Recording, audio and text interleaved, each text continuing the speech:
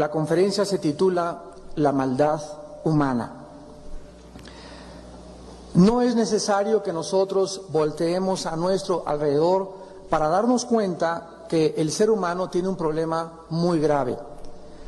Desde que tuvo lugar el primer asesinato de la historia, cuando Caín mata a su hermano Abel, la historia humana está salpicada de maldad, de crímenes espantosos, de guerras sangrientas, de violencia y de una total y abierta rebelión del ser humano contra su Creador. Todo esto tuvo su inicio de acuerdo al libro que tengo en mis manos en esta mañana y que se llama la Biblia. La Biblia es el documento literario más antiguo que la humanidad pueda tener.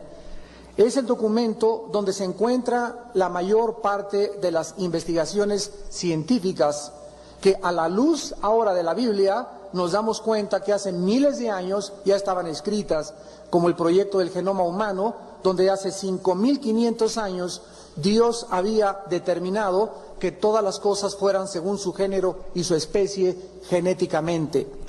La Biblia contiene registros históricos, arqueológicos, antropológicos, fisiológicos, científicos y de cualquier disciplina, porque es el documento que más ha causado controversia, porque desgraciadamente se le ha clasificado como algo religioso porque habla de Dios. Entonces, como el ser humano está acostumbrado a que si algo habla de Dios es religioso, las universidades, las secundarias y el mayor parte de centros de estudios en el mundo han rechazado o han tenido temor de abrir la Biblia para no caer en lo religioso. Esto no es más que mera ignorancia humana.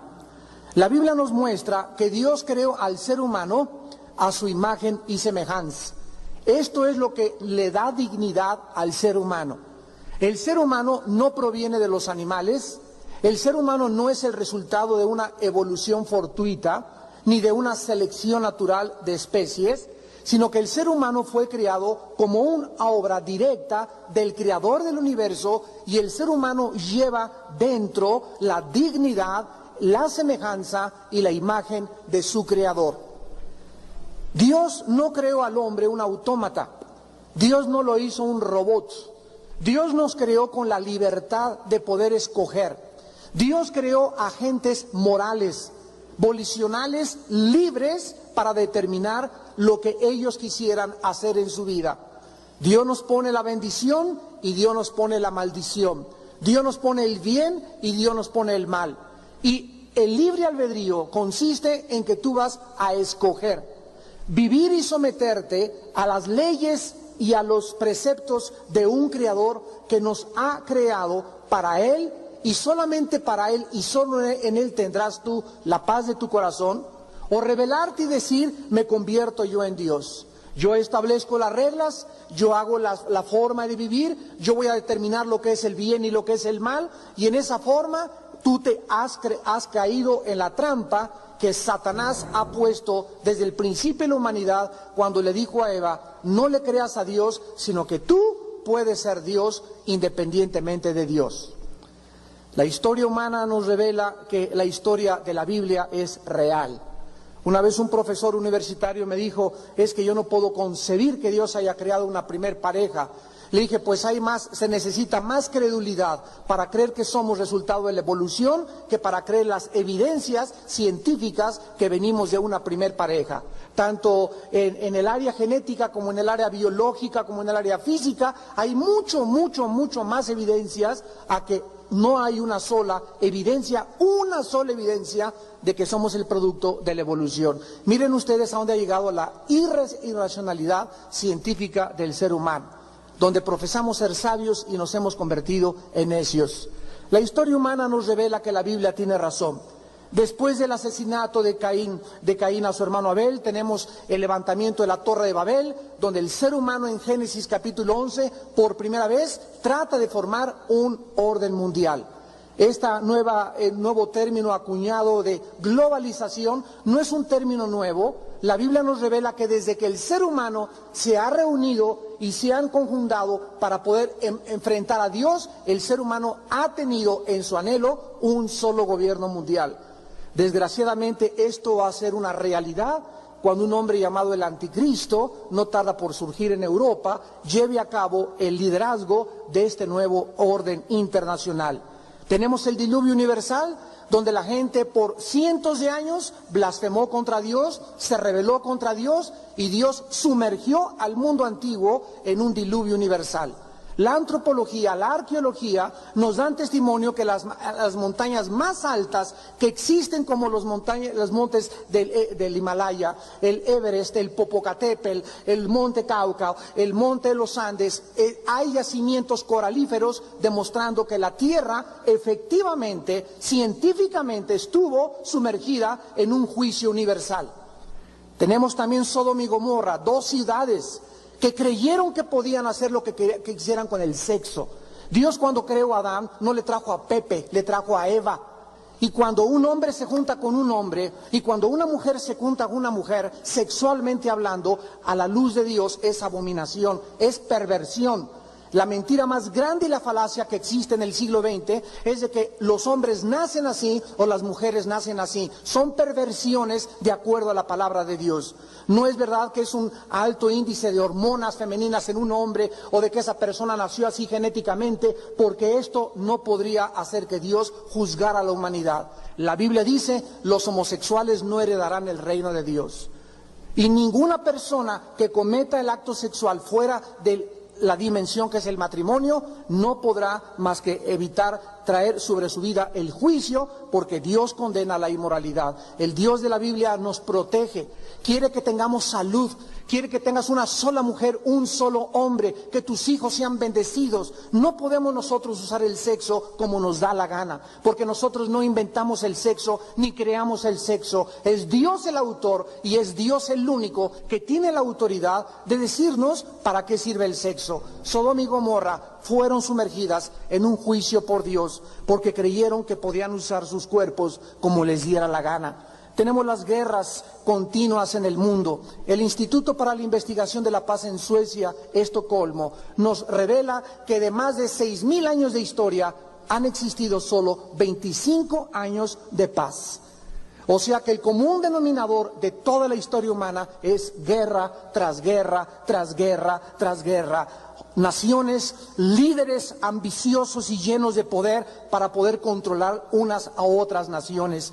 Millones de personas muertas en el nombre de Dios, en la Santa Inquisición, entre comillas, santa.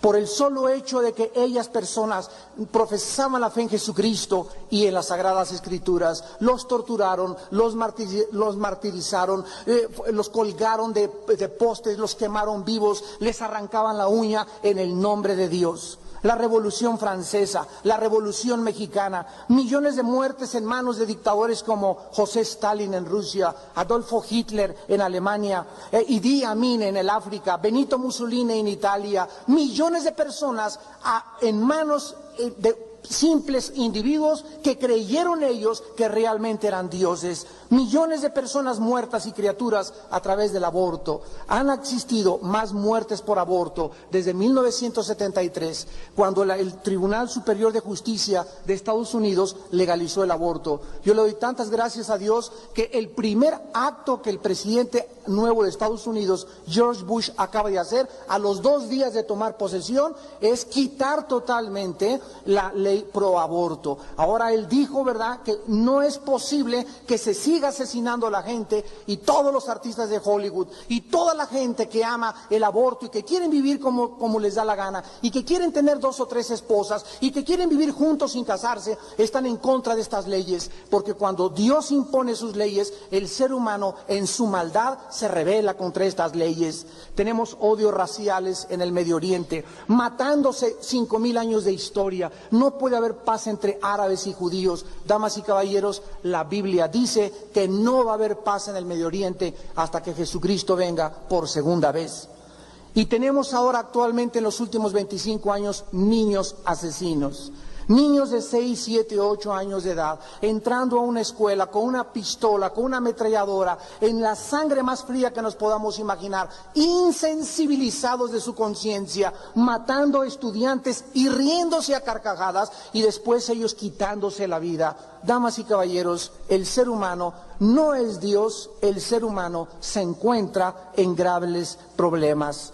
¿Quién puede negar sociológicamente, psicológicamente, físicamente, la profundidad de la maldad del ser humano? ¿De dónde viene este problema? ¿Cuál es la razón para tanta deshumanización, para tantas aberraciones morales del ser humano? ¿Por qué tantas guerras?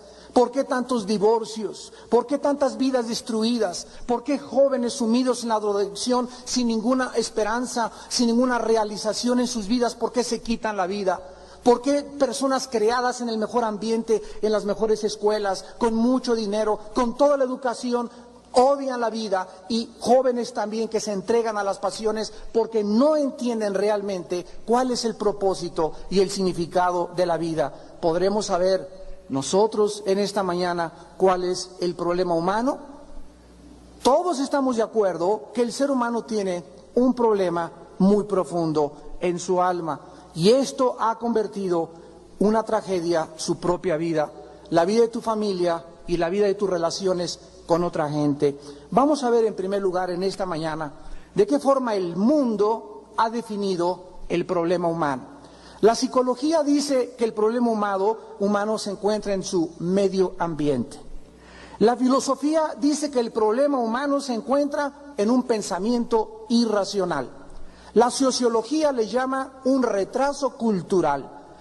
Los educadores le llaman un atraso cultural. El humanismo le llama ignorancia humana y debilidad. La biología dice que es un instinto primitivo dejado por la evolución. Carlos Marx le llamó la lucha de clases. William Shakespeare le llamó el defecto trágico. La Biblia le llama pecado. ¿Qué es el pecado? ¿Qué significa que es una fuerza dentro de nosotros, que es el causante de todas las aberraciones y de toda la inmoralidad tan profunda en la que ahorita el ser humano se encuentra sumergido? Vamos a comenzar a abrir la Biblia en el libro de Romanos, los que traigan su Biblia esta mañana, capítulo 3, versículo 23, y vamos a definir lo que la Biblia dice acerca de este poder maligno que el hombre tiene, que tú tienes, que yo tengo dentro de nosotros desde que nacimos. Ustedes han observado, señores sociólogos y psicólogos, que a los niños no se les tiene que enseñar a portarse mal. A los niños se les tiene que enseñar, se les tiene que educar a no decir mentiras, a no aventar la gelatina, a no aventar por la boca sus cosas, a no hacer berrinches, porque los niños por naturaleza traen esta maldad, aunque son inocentes de ella, hasta que ellos llegan a la edad de poder definir y escoger entre el bien y entre el mal. Pero a nuestros hijos no les enseñamos a portarse mal, ellos solitos traen esta maldad, les enseñamos a portarse bien. Esto nos muestra sociológicamente, psicológicamente, culturalmente, que el ser humano, y acaba con esta falacia filosófica, que el ser humano es básicamente bueno, es todo lo contrario. El hombre no es básicamente bueno, el ser humano es básicamente lleno de maldad. Dice Romanos 3:23 que por cuanto todos pecaron y todos están destituidos de la gloria de Dios. La Biblia nos muestra que el pecado no es como una de esas enfermedades que unos contraen y otros no, sino que el pecado es algo universal. Este poder maligno lo tienen los negritos, lo tienen los de sangre azul, los tiene la reina Isabel, lo tienen los papas, lo tienen los presidentes, lo tienen los anglosajones, lo tienen los mecánicos, los indígenas. Es algo universal. La Biblia dice que el pecado es la condición universal del ser humano.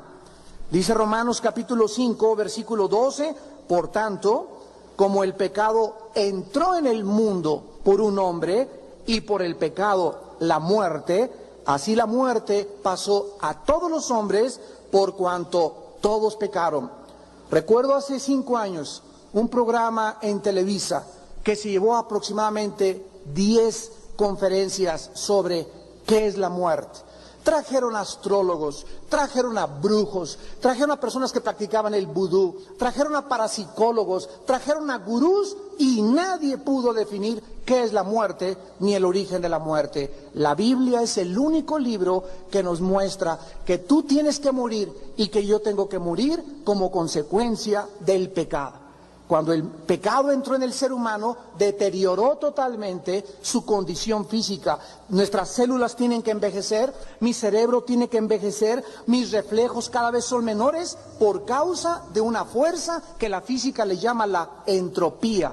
Todo se tiene que echar a perder, todo se tiene que oxidar, todo se tiene que acabar. El refrigerador nos muestra el invento del refrigerador, que no existe la evolución, que al contrario que las cosas evolucionen, cada vez las cosas van de mal en peor. Todo con el tiempo se tiene que deshacer. En segundo lugar, la Biblia dice en Romanos capítulo 7, versículo 17 y versículo 20, que el pecado es algo que mora dentro de ti. Es algo que está dentro de nosotros. No es verdad que tu mamá tenga la culpa de cómo tú eres. No es verdad que tú seas el resultado de que tu madre fue una prostituta y que te vendieron en la calle. No es verdad que tu ex esposo es la razón por la cual tú has comportado y manifestado esta conducta. No es verdad que porque tus padres se divorciaron y se casaron 5 veces y tú fuiste criado en un orfanatorio, te conviertas en un delincuente. No es el medio ambiente, no le echemos la culpa a nadie. El más grande enemigo, de acuerdo a la Biblia, lo traemos dentro de nosotros. No hay mayor daño que el que tú te puedas hacer tú mismo. Como decía un filósofo alemán, el hombre es el lobo del hombre. Y la Biblia lo decía hace 2000 años. Romanos 7, 17. Escribe el apóstol Pablo, de manera que ya no soy yo quien hace aquello, sino el pecado que mora, que habita aquí dentro de mi alma, en lo más profundo de mi corazón. Aunque yo me crea muy religioso, aunque yo me crea muy santo, dentro de mí hay mucha maldad. Dice el versículo 20, así que no hago lo que no quiero, ya no lo hago yo, sino el pecado que mora en mí. Entrevistaron a más de 500 personas en Estados Unidos con una pregunta: ¿por qué fumas? ¿Sabes usted qué es? Bueno, le preguntaba a un doctor, yo tengo 12 doctorados, tengo una licenciatura, soy una persona culta, inteligente. Bueno, señor culto, inteligente, doctorado, dígame usted, ¿por qué fuma? ¿No sabe usted, señor, que le amuela los dientes, las encías, la lengua, el esófago, la faringe, la tráquea, los pulmones, los alveolos pulmonares, que cada día está poniéndose clavos con cada cigarro que se fuma? ¿Por qué lo hace?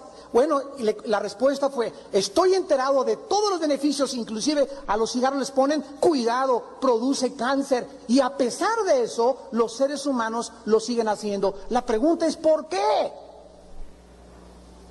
Es como si tuviéramos cuchillos y nos estuviéramos apuñalando, y yo no quiero vivir. ¿Por qué esta autodestrucción? Hasta de las personas más educadas y más cultas. ¿Por qué se emborracha? ¿No sabe el daño tan grande que produce el alcohol a sus neuronas cerebrales, a su hígado, a todo el sistema? Pues sí, pero dice Pablo aquí, lo que hago no quiero, ya que no lo hago yo, sino el pecado que mora en mí. Esta razón por la autodestrucción del ser humano ha dado lugar a la pseudociencia como la psicología por Freud, la psiquiatría, que son disciplinas pseudocientíficas del último siglo. Ha dado lugar a alcohólicos anónimos, neuróticos anónimos, marihuanos anónimos, asesinos anónimos al ratito y ladrones anónimos. Y todas estas organizaciones tienen un fin benéfico y altruista: tratar de ayudar al ser humano, porque todos estamos de acuerdo. Hay hospitales para alcohólicos, hay hospitales psiquiátricos para recluir a personas que no es verdad que estén enfermas mentalmente. Este término de enfermos mentales se acuñó hace un siglo. Cuando una persona tenga un tumor cerebral, cuando una persona tenga una disfunción química o física, cuando alguna persona se ha dado un golpe o sufrido un golpe en el cerebro y algo química o orgánica o fisiológicamente le impida comportarse normalmente, sí se puede clasificar como enfermo mental.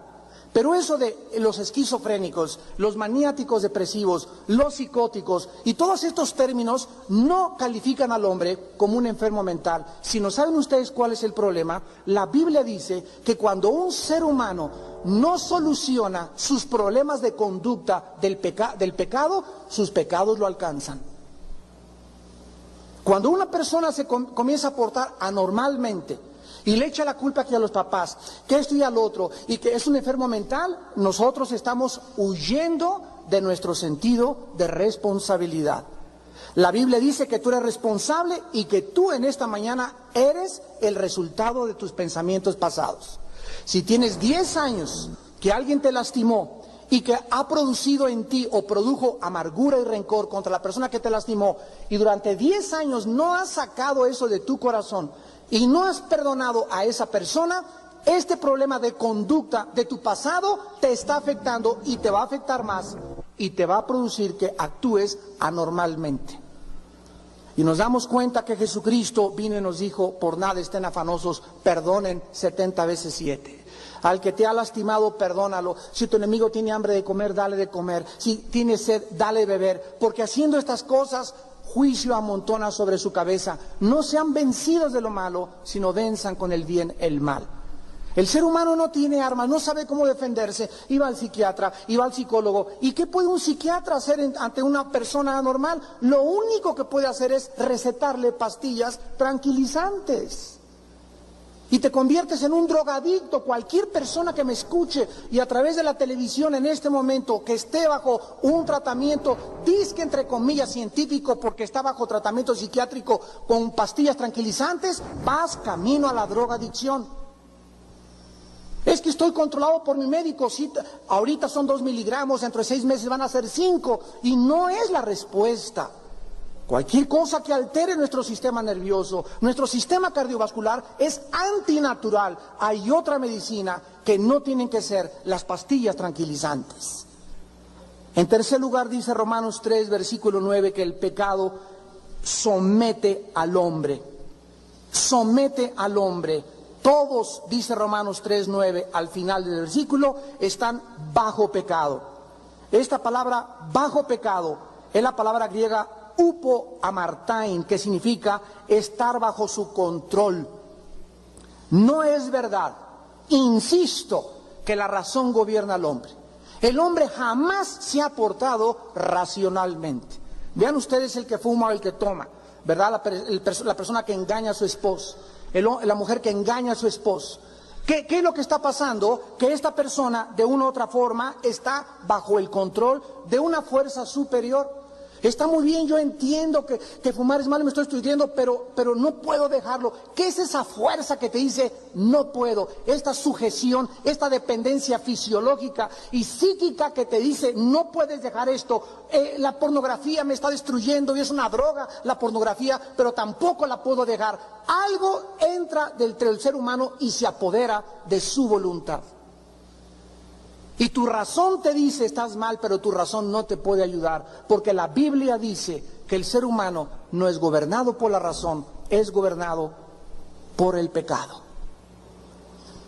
En cuarto lugar, dice Romanos 5:21, que el pecado reina sobre el ser humano, para que así como el pecado reinó para muerte, así también la gracia reine por la justicia, para vida eterna, mediante Jesucristo, Señor nuestro.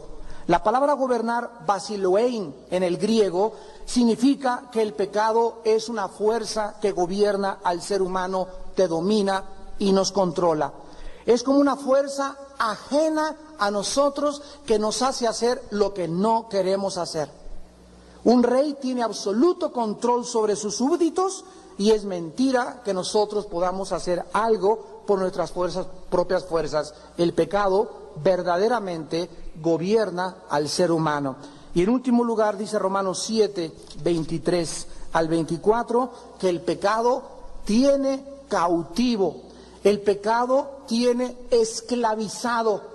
Eres un súbdito de esta fuerza dentro de ti. Romanos 7, 23 al 24. Pablo escribe: veo otra ley en mis miembros, que se rebela contra la ley de mi mente y me lleva cautivo a la ley del pecado que está en mis miembros. O sea, dice Pablo, mi mente me dice una cosa: está mal fumar, está mal adulterar, es mala la pornografía, es malo robar, pero veo, dice Pablo, otra fuerza. O sea, Pablo descubre que hay dos fuerzas dentro de nosotros. Este es el tratado más profundo que hay de psicología, que no lo encuentras en ningún tratado del mundo de psicología. Aquí hay una fuerza en mi mente que me dice una cosa y aquí me lleva otra cosa. Cuando Sigmund Freud comenzó a hacer experimentos con enfermos de histeria, él trataba de entender que en su mente inconsciente pudiera ser afectada para que cuando la persona se comportara conscientemente, pudiera su mente inconsciente poder ayudarlo. Pero él mismo descubrió que él no pudo ni siquiera ayudarse a sí mismo. Escribe su esposa que Freud a las 2, 3 de la mañana se levantaba dando de gritos, empapado en sudor, tenía visiones. Él era el padre de la psicología, el neurótico más grande de la humanidad. ¡Qué paradoja! Y la ley nos dice en el versículo 24 que Pablo gritó cuando vio que algo más fuerte lo jalaba: miserable de mí, ¿quién me librará de este cuerpo de muerte? Es la misma palabra para un prisionero de guerra. Somos prisioneros del pecado. Y mientras tú, amigo y amiga que me escuchas en esta mañana, no reconozcas que tú no puedes librarte de ese pecado, por eso vas a la religión, por eso vas a Alcohólicos Anónimos, por eso vas con los gurús, porque vamos pidiendo, gritando: alguien ayúdeme. Pero Jesús bajó del mundo hace 2000 años y Él dijo que Él era la persona, Él era la medicina para salvarnos de este pecado. De acuerdo a la Biblia, no existe ninguna medicina, ningún poder humano, ninguna terapia médica ni científica para arrancarnos y librarnos de ese dictador y de ese rey que nos ha esclavizado y nos ha hecho hacer cosas por las cuales muchos en esta mañana se lamentan. ¿Qué es el pecado? En primer lugar, dice Mateo 12:31, que cualquier pecado le será perdonado al hombre, pero el que blasfeme contra el Espíritu Santo no le será perdonado ni en este siglo ni en el venidero. En primer lugar, el pecado es un insulto a Dios, agravia el amor de Dios, es actuar independientemente de Dios. Es como la persona que va con el doctor y llega con el doctor: me siento muy bien, doctor, y estoy fuerte, tomo avena en la mañana, nueces, miel y todo, y la radiografía dice: usted tiene cáncer. Oiga, pero por afuera no me siento tan mal. La radiografía no miente, usted tiene cáncer. Y a menos que comencemos a darle un tratamiento a tiempo, esto se va a extender por todo el cuerpo. Y así hay muchos de ustedes que son confrontados con la verdad. Aquí están los rayos X de Dios. Y Dios te está diciendo en esta mañana: tú estás enfermo. Tu vida es un insulto a mi santidad. Tu vida es un agravio a mis leyes. Y aun cuando escuchas esto, tú dices: no es cierto. Sales esta mañana por esa puerta igual que como entraste, porque vas a continuar de mal en peor por causa de no haberte querido tomar la medicina. El pecado es un insulto en contra de Dios. En segundo lugar, dice Hebreos 3, versículo 13, que el pecado es un engaño. Dice la Biblia: exhórtense los unos a los otros, entre tanto que se dice hoy, para que ninguno de ustedes se endurezca por el engaño del pecado. El pecado es engañoso porque nos promete algo que no es cierto.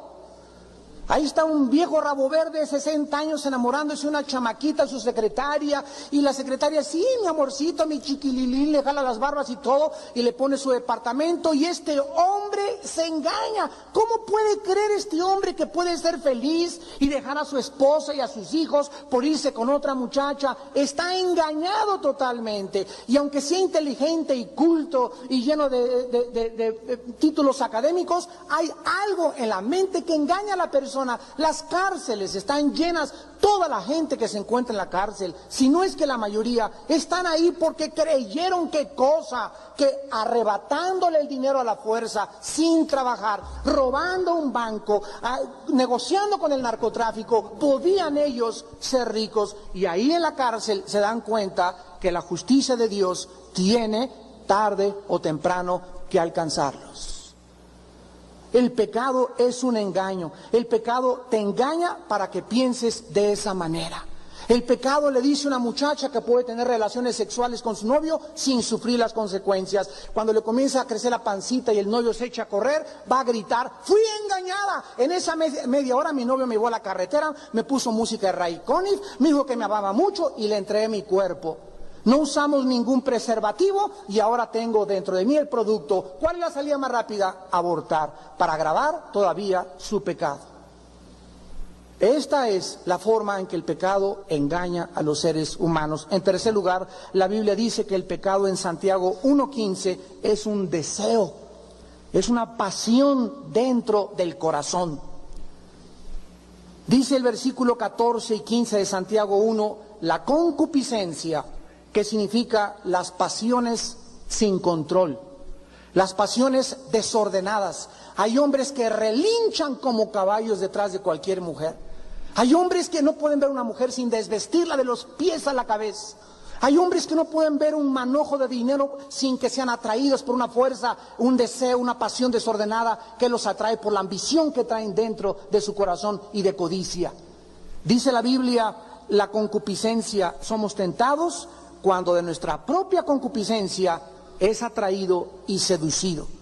Entonces la concupiscencia, después que ha concebido, da a luz el pecado, y el pecado, siendo consumado, da a luz la muerte. El pecado es una fuerza que nos hace lanzarnos sin freno. Es una fuerza que, miren, vean ustedes a los caballos cuando entran en brama, o a un toro en brama. Mira, ahí me tocó una vez porque me gustaba mucho montar a caballo y de repente pasó una yegua y yo me creía muy buen jinete y muy buen charro y pasó la yegua y el caballo, que ese mi pinto, se me jala y lo agarraba y yo había montado 7 años ese caballo y por ningún momento quiso someterse y se aventó para atrás y me azotó contra una pared por irse tras la yegua. Dice la Biblia que eso se llama instintos animales. Una fuerza que no hay dueño, no te reconozco, ahorita no quiero saber nada, más que esa yegua. Un toro rompe un cerco, un toro rompe el alambrado de púas cuando está en brama por irse tras la vaca. Es increíble que el ser humano se comporte de la misma manera. Tengo que tener a mi secretaria. Tengo que tener este dinero. Tengo que tener esto para construir esta casa, tengo que controlar, tengo que tener poder. Es algo dentro de nosotros que nos autodestruye. Es un deseo desenfrenado que cuando quieres ponerle freno no puedes. En cuarto lugar dice la Biblia en 1 de Juan 3:4 que el pecado es desobediencia abierta a la ley de Dios. Todo aquel que comete pecado, dice la Biblia, viola la ley, porque el pecado es violación de la ley. Es el espíritu que induce al hombre a hacer lo que le da la gana. Es ese espíritu que estás enfrente de un semáforo y te dice, me paso el alto. Es ese espíritu que llegas a un estacionamiento y te dice una persona, estaciónese aquí. No, me estaciono aquí porque soy superior a ti. Es ese espíritu de no querer someterte a ninguna ley, a ningún freno. Es ese espíritu que te dice, a mi padre no tengo por qué oírlo. Mi madre no tiene la razón, yo tengo la razón. Mis amigos tienen la razón. Ese predicador no tiene la razón. Es esa fuerza entre nosotros que nos lleva a rebelarnos contra la ley. El pecado es violar la ley de Dios. Ahora veamos las consecuencias del pecado, en penúltimo lugar, en Hebreos 3:13. Y dice el escritor a los hebreos que el pecado endurece, el pecado hace duro el corazón. Cuando una muchacha de 13 años por primera vez se acuesta con un muchacho, esa muchacha esa noche no duerme, suda, tiene culpa. Pero si ella lo vuelve a hacer a los 4 meses, ese sudor y esa culpa es menos. Si lo hace 4 veces en un año, ella comienza, sin que se dé cuenta, a insensibilizarse. Y si lo hace a los 15 años, 17 años, a los 20 años, esa muchacha es una prostituta sin que tenga que cobrar por el sexo. Porque para ella acostarse con cualquier novio es lo más normal del mundo, tal como actualmente lo están haciendo nuestra juventud. Cuando una persona roba, decían que Al Capone, a los 7 años de edad entró en un mercado y se robó una naranja. Fue su primer acto criminal. Y alguien le dijo, esto no se hace, y él no quiso ir, y después siguió robando más naranjas. A los 12 años, Al Capone había matado de una puñalada a otra persona en un pleito. A los 15 años, cuentan sus historiadores, que era un muchacho insensible. A los 18 años, este ser humano ya no tenía conciencia. Y cuando un ser humano mata su conciencia, el ser humano se encuentra al borde del infierno.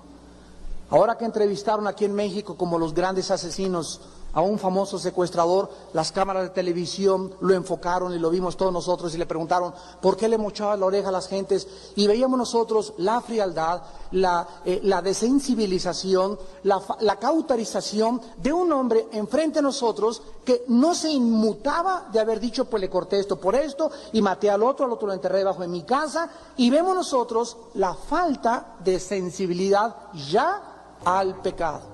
La Biblia dice que el pecado puede llegarte a endurecer. Tal vez si tú en esta mañana no aceptas al Señor Jesucristo como tu medicina y no quieres responder a la ley de Dios, yo me pregunto, la semana que entra tu corazón estará 3 veces más duro. Y llegará el momento en que ningún poder del universo, porque Dios no puede contender contra la voluntad humana toda la vida, llega un momento en que Dios dice, Paco, te abandono. Conchita, ya no me vuelvo a meter con tu vida.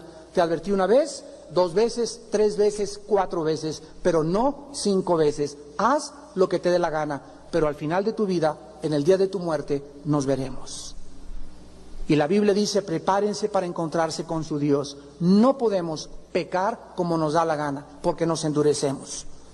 En segundo lugar, dice la Biblia que el pecado, Romanos 6:23, resulta en la muerte. La paga del pecado es la muerte. El alma que peque, dice Dios, esa alma morirá. ¿Qué significa esto? La palabra muerte no significa cesación de la existencia. La palabra muerte significa en el hebreo y en el griego separación. Cuando la Biblia dice que el pecado nos separa, o que la paga del pecado es la muerte, significa que cuando yo peco, en el momento en que violo una ley de Dios, el momento en que dejo mis pasiones desbordarse, el momento en que no puedo ya controlar mi vida, aunque mi mente me dice que estoy mal, en ese momento yo me separo de Dios. Aunque sea cristiano, me separo de Dios. Se rompe entre Dios y yo la comunión, porque la Biblia dice que Dios es un Dios santo. Ustedes, muchos que no tienen a Jesucristo, naciste separado de Dios. Hay un abismo entre tú y Dios. Aquí está Dios, aquí estás tú y aquí está la cruz. El hombre sabe que está separado de Dios. El hombre sabe que está muerto espiritualmente. Muchos de ustedes que nos escuchan, tienes vida biológica, piensas, yo pienso, luego existo, luego vivo tiene que haber una causa, esta causa tiene que ser justificada, esta causa tiene que trascender de mí. Fue la lógica elemental de Sócrates. Pero todo esto no te hace entender a Dios ni conocer a Dios, porque estás separado de Dios. Entonces el hombre, ¿qué trata de hacer? Unirse a una religión. Bueno, voy a ser budista, o católico, o testigo de Jehová, o mormón, y abrazan un sistema. Y la respuesta no se encuentra en los sistemas, no se encuentra en las religiones, la respuesta se encuentra en una persona que se llama Jesucristo. Tú puedes ser católico, te bautizaron, te confirmaron, tienes la foto del Papa junto a tu casa, pero no tienes una relación con Jesucristo. Puedes ser protestante, bautista, metodista, sin que necesariamente seas cristiano. Puedes ser testigo de Jehová, musulmán, mormón, sin que necesariamente tengas a Jesucristo con el perdón de tus pecados. La religión no salva, el que salva es Jesús. Y nosotros por ignorancia hemos abrazado distintas religiones. Y todas las religiones tratan de acercarnos a Dios por las buenas obras y los sacrificios. Pero aquí está Dios y aquí estás tú, y es como una pared altísima que ninguna obra humana, ningún sacrificio nos puede acercar a Dios. La Biblia dice que alguien se tuvo que poner en medio entre Dios y tú, entre Dios y yo, y ese que se puso en medio se llama el Hijo de Dios. Y el Hijo de Dios en la cruz del Calvario, Él en su cuerpo llevó tus pecados y mis pecados. Él en su cuerpo sufrió el castigo de Dios en mi lugar y en tu lugar. Dios puso un sustituto entre nosotros y Dios para que nosotros no tuviésemos que pagar las consecuencias del pecado, que es la eterna separación de Dios en el infierno. Si después de esta vida no hubiera infierno, comamos y bebamos, hagamos lo que nos da la gana. ¿Para qué le soy fiel a mi esposa y 3 o 4 chavas? ¿Para qué soy bueno y honesto si el que no tranza no avanza? ¿Para qué en la vida tengo honestidad? ¿Y por qué tengo que serle fiel solamente a una mujer? ¿Y por qué tengo que portarme así? Porque algo me dice en mi conciencia que mientras más santo soy, más feliz y más paz tengo. Es imposible, de acuerdo a la Biblia, ser feliz sin la santidad. No se puede ser feliz sin tener un encuentro con el Hijo de Dios. Por eso le puedes dar a hombres como Salomón 1200 mujeres. Tenía silla de oro, palacio de oro, súbditos, vinos, viajes, y la historia nos cuenta hombres como Howard Hughes, el más millonario del mundo. Muere en el Hotel Princess, en la parte alta del Hotel Princess, totalmente vacío, frustrado de la vida, muriéndose, no podía ni comer, con carrozas y con limusines cubiertas protegiéndolo contra las bacterias. Otro multimillonario, el muchacho Michael Jackson, ya nadie sabe si es hombre o si es mujer. Y la historia nos, Elvis Presley, los Césares romanos, y la historia está llena de personas que alcanzaron poder, ambición, dinero, y eran las personas más miserables del mundo. Jesús dijo, el que beba de esa agua volverá a tener sed, pero el agua que yo les doy va a ser una fuente de agua vida que salte dentro de tu ser. La consecuencia del pecado es la separación eterna de Dios. ¿Cuál es la medicina para el pecado? En primer lugar, cuando Jesús nació, el ángel se le aparece a María, su madre, y le dice, ustedes no le van a poner nombre. El santo ser, María, que está siendo el producto del Espíritu Santo, será llamado Jesús. Yoshua en el hebreo, que significa el Salvador. Desde que nació Jesús, la Biblia nos muestra que fue su principal misión.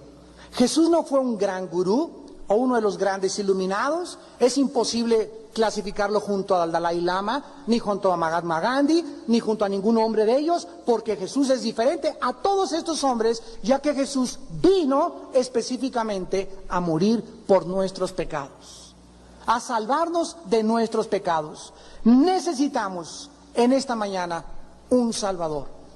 Necesitas que alguien te saque de esa prisión en que vives. Alguien rompa esas cadenas de esclavitud de tu vida. Necesitas una fuerza que es más grande que Neuróticos Anónimos y que el psiquiatra y que el psicólogo y que la religión. Necesitas a Jesús.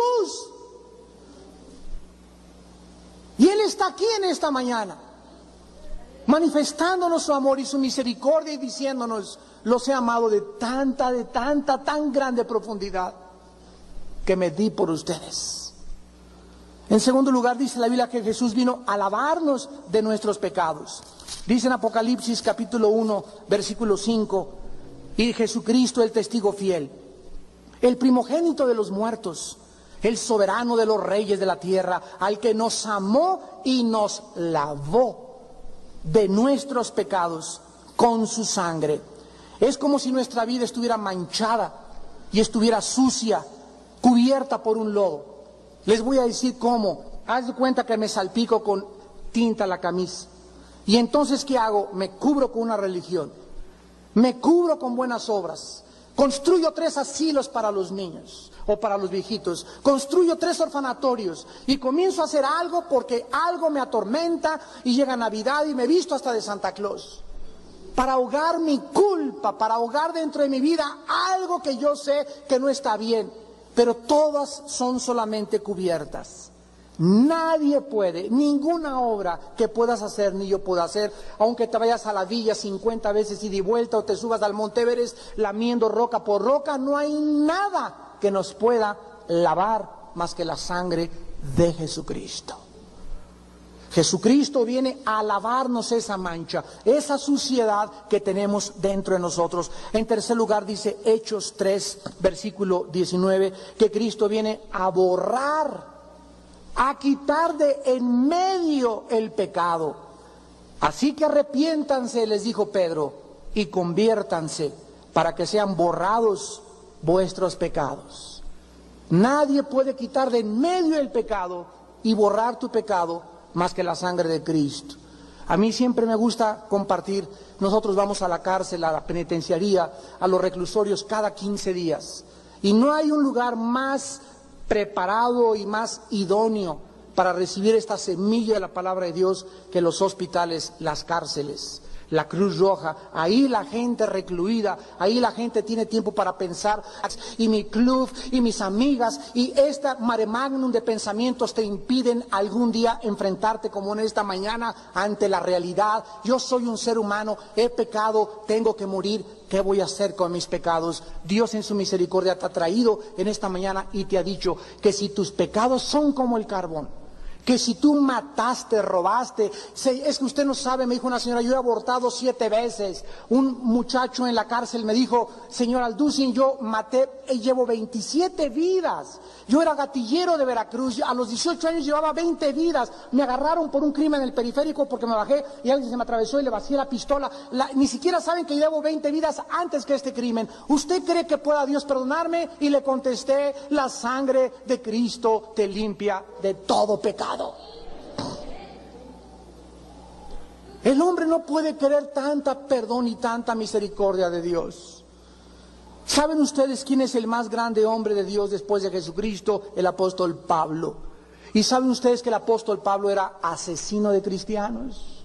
Sí, el apóstol, el más grande hombre en la Biblia, en el Nuevo Testamento, mataba cristianos.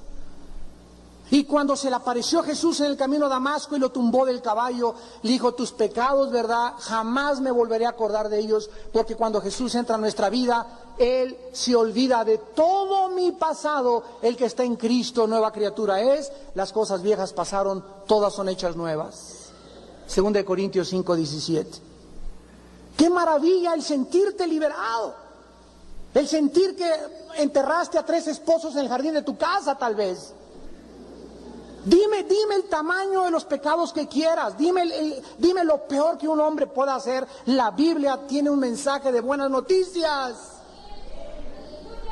Estas son las noticias que vienen del Dios. Dios no quiere que tú mueras así.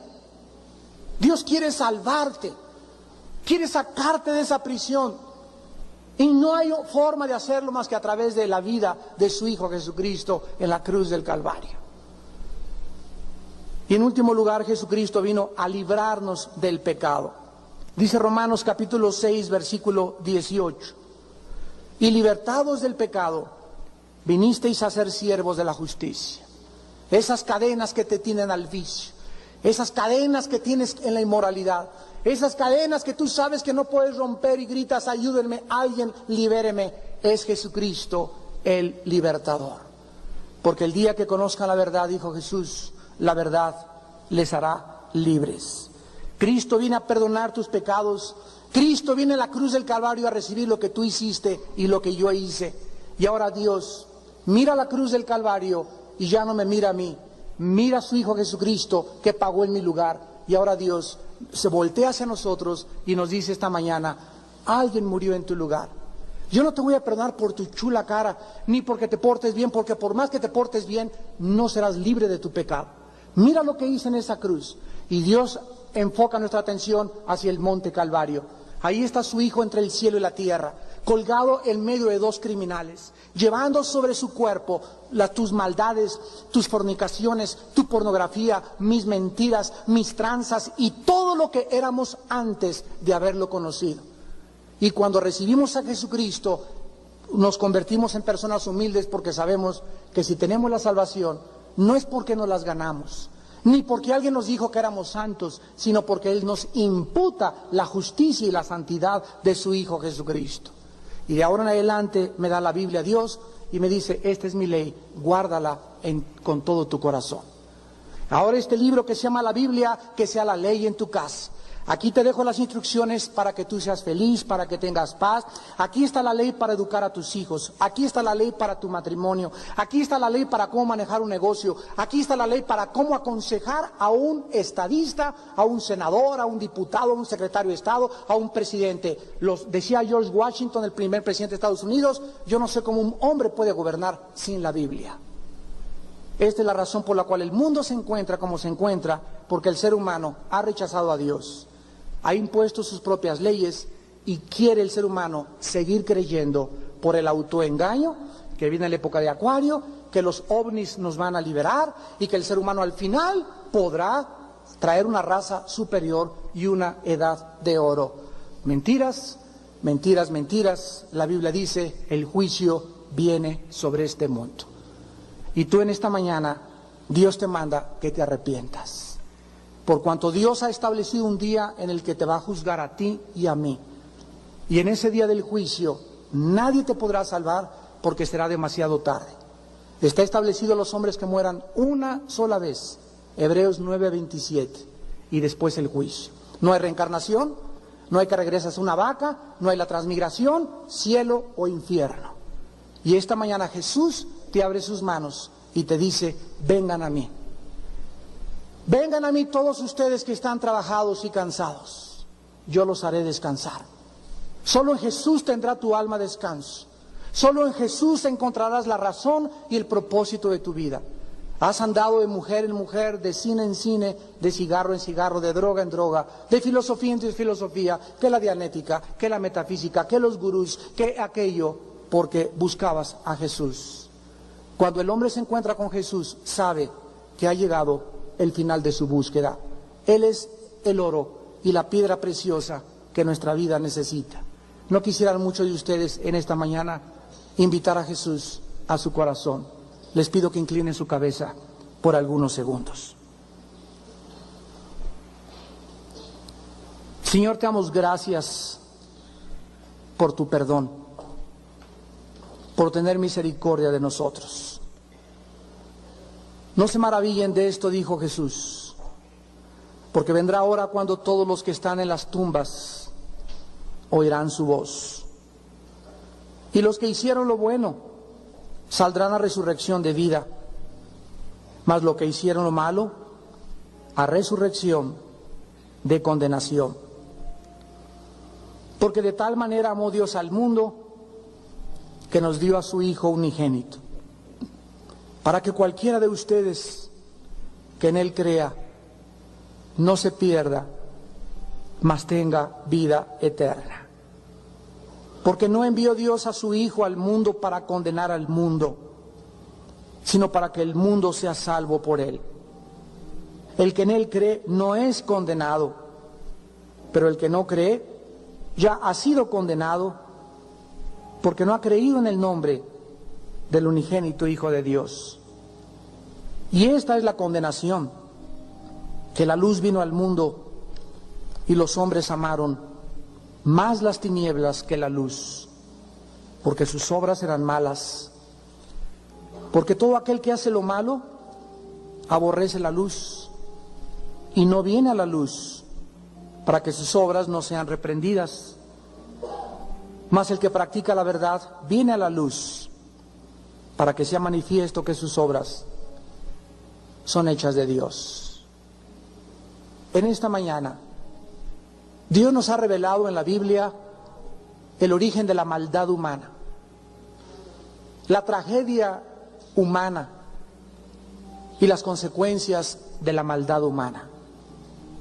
Parecería como si el mundo se encuentra en la más profunda maldad y parece que la maldad está ganando. Pero la Biblia nos revela lo contrario. Aunque los hombres irán de mal en peor, al final Jesucristo vendrá por segunda vez a juzgar a los vivos y a los muertos. Y hoy te da la oportunidad de que hagas la paz con Él. Amístate con Dios y por ello te irá bien. Tú no eres Dios ni yo tampoco. Él nos creó. Él es el legislador de la moral. Él es el único que tiene autoridad para decirnos qué es bueno y qué es malo. Y su diagnóstico es que estás enfermo. Estás enferma de maldad. Y no podrá haber medicina más que la sangre preciosa de su Hijo Jesucristo. Los que tengan en este momento el deseo de aplicar esa medicina a su alma enferma, díganle a Dios estas palabras ahí desde su lugar. Señor mío y Dios mío, te doy gracias por mostrarme mi condición humana de maldad. Gracias por mostrarme que soy pecador delante de ti, que mi vida te ha ofendido y te doy gracias por tu perdón. Creo con todo mi corazón que tu Hijo Jesucristo fue exhibido públicamente en una cruz para pagar por mis pecados con su sangre. Creo que Él es el Mesías, el Salvador de mi pecado, y que no hay otro nombre debajo del cielo en que yo pueda tener salvación más que en el nombre de Jesucristo. Señor Jesús, gracias por tu vida, por lo que hiciste en mi lugar, sin que yo lo mereciera. Gracias porque a los 3 días venciste la muerte para mostrarme que si tú vives y yo vivo también para ti, resucitaré a tu semejanza y estaré satisfecho cuando sea como tú eres, Señor Jesús. Entra a mi corazón en este momento, Jesús, como mi Señor y mi Salvador. Lávame de mis pecados, borra mis maldades, crea en mí un corazón recto, un espíritu justo para vivir para ti, y dame el poder de poder dar testimonio de tu muerte y resurrección hasta el día de mi muerte. En tu nombre te lo pido. Amén.